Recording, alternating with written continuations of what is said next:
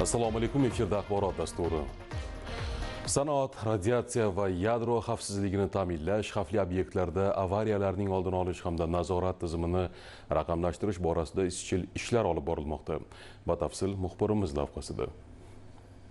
Sanoat, radiatsiya va yadro xavfsizligi qo'mitasining joriy yil 1,5 yillik faoliyati yakunlariga bag'ishlangan matbuot anjumanida sohadagi nazorat natijalari ma'lum qilindi. Unda xavfsizlikni ta'minlash bilan bir qatorda fuqarolar foydalanadigan lift va attraksionlar nazoratiga ham alohida e'tibor qaratildi.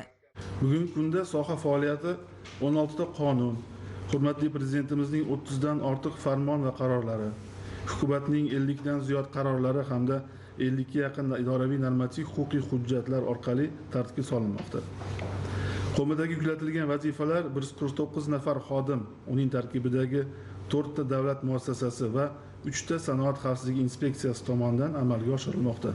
2024-26 yillar davomida sohaga oid 4 ta qonun, 8 ta prezident farmon va qarorlari hamda 16 ta hukumat qarori qabul qilingan bo'lib, joriy yilda 17 ta yangi idoraviy hujjat ishlab chiqildi.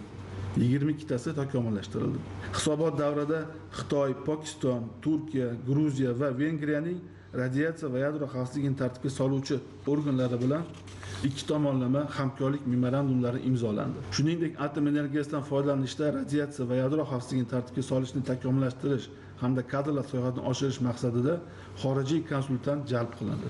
Jamoatchiligimizda kelib chiqqan fuqarolarimizni qiynayotgan masalalar bo'yicha, demak, jamoatchiligimizdan eshitib turib, buni keyingi qabul qilayotgan qonunlarimiz hamda o'sha tegishli hujjatlarimizda yoritib masalani yechimiga harakat qilyapmiz. Ekstremal attraksionlarni alohida talab belgilanishi bu o'sha fuqarolarimizni hozirgi kunda qiynab kelayotgan, aytamizki, qaysidir ma'noda alohida yondashuvni talab qilayotgan bir sohalardan biri hisoblanadi yoki liftlar deymiz, ijtimoiy sohada o'rnatilgan. Bular hammasi bu o'sha jamoatchilikdan fikr olib turib yechimini qilishni harakatini qilyapmiz. Kelgusida tizimda sun'iy intellekt asosidagi virtual yordamchini joriy etish, texnik hujjatlarni xalqaro talablarga moslashtirish hamda zamonaviy raqamli nazorat mexanizmlarini kengaytirish rejalashtirilgan. Bu esa sohada xavf-xatarlarning oldini olishga qaratilgan profilaktik yondashuvni yanada takomillashtirishga xizmat qiladi.